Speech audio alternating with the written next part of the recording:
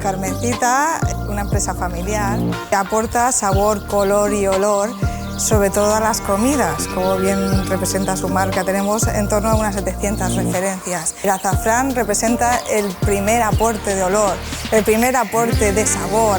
Es aquello que intuitivamente nuestra reflexión en la vida nos coloca en un momento en el cuando nosotros estábamos haciendo la paella con nuestros hijos, con nuestros padres, con nuestros abuelos.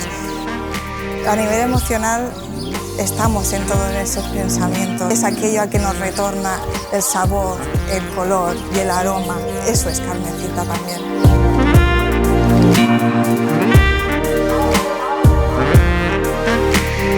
Carmencita apoya a este concurso internacional de paellas porque paellas y el azafrán siempre van ligados y van juntos y tenemos que estar aquí.